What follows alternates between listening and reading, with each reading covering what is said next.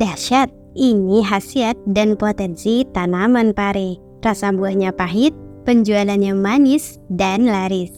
Dikutip dari liputan6.com, produk benih hortikultura Indonesia menembus pasar di 10 negara. Totalnya mencapai 18 komoditas, termasuklah di dalamnya ada benih pare. Dikutip pula dari idntimes.com, dibandingkan dengan jenis tanaman lain, mungkin pare tidak terlalu dianggap sebagai komoditas besar. Namun ada pula negara-negara yang ternyata secara aktif memproduksi pare, entah itu untuk kebutuhan lokal ataupun ekspor. Dikutip dari salah satu artikel, sebetulnya penanaman pare di daratan Asia mencapai 340.000 hektar. Namun India dan Tiongkok mendominasi lebih dari setengah hasil produksinya. Tak heran jika beberapa hasil produksi tersebut kemudian diekspor ke seluruh penjuru dunia. Wah, keren bukan? Dalam catatan ahli botani Cina, pada tahun 1578 menyatakan bahwa pare dibudidayakan petani Cina Selatan dari tanaman liar sejak abad ke-16. Di kawasan tersebut, pare termasuk dalam sayuran penting. Namun, melihat dari apa yang dilansir Bumija Life Science, pare ternyata secara originan berasal dari Afrika. Hal ini ternyata tercatat karena pare dianggap sebagai makanan pokok dari bangsa Kung. Namun, seiring berjalannya waktu, ternyata pare tersebar hingga ke daratan Asia dan kemudian banyak diolah menjadi menu lezat. Dari manapun asalnya, yang penting sekarang kita bisa menikmati pare, bukan?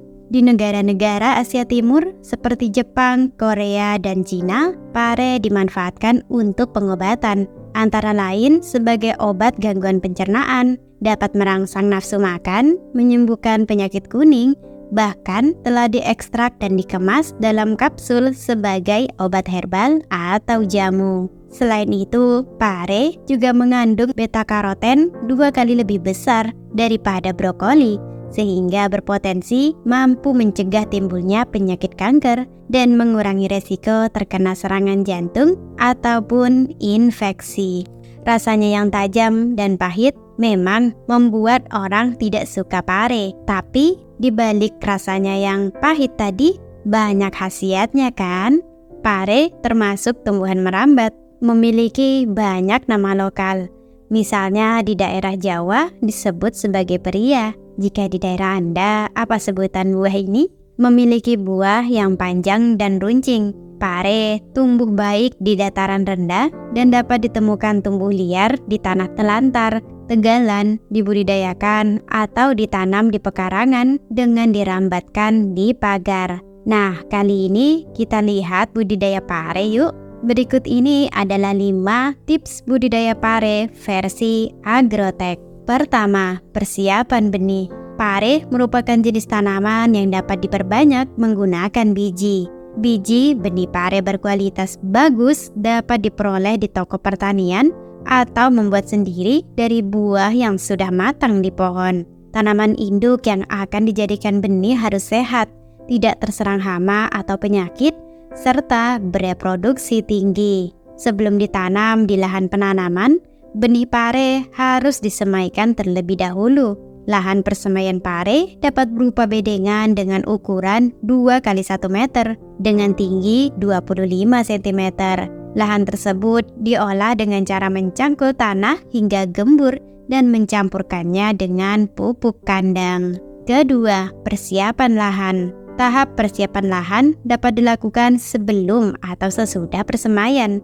Umumnya, tahap persemaian dapat berlangsung sekitar 2 pekan hingga bibit berukuran 20 cm sebelum akhirnya ditanam. Persiapan lahan dapat berupa pengolahan tanah dengan membuat bedengan, serta perkiraan jarak ideal untuk rambatan dari tanaman pare. Jarak umum bedengan adalah 75 x 75 cm atau bisa juga 100 x 100 cm. Tergantung dari ketersediaan lahan Anda. Ketiga, penanaman. Tahap tanam adalah tahap akhir dari proses menanam pare. Tanaman pare yang sudah mencapai ukuran sekitar 20 cm dapat dipindahkan ke lahan yang telah disiapkan. Penanaman pare harus memperhatikan jarak serta ketersediaan kayu atau bambu penopang tanaman. Pasalnya, seperti yang kita tahu, pare merupakan jenis tanaman merambat sehingga buah akan tumbuh secara menggantung. Keempat, perawatan. Setelah tanaman pare tumbuh, perlu dilakukan perawatan agar dapat berbuah lebat dan berkualitas. Perawatan tanaman pare seperti penyiraman, pemupukan, penyiangan, pembuatan para-para, dan tentunya pengendalian hama dan penyakit. Penyiraman tanaman pare dilakukan secara rutin setiap hari, terutama pada pagi dan sore hari.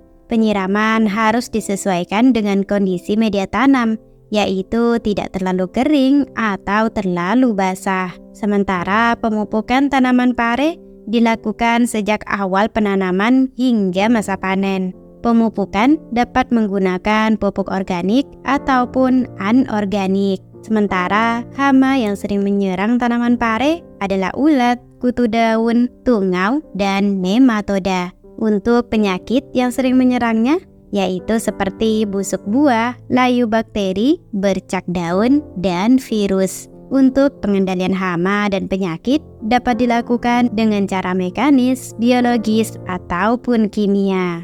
Kelima, masa panen.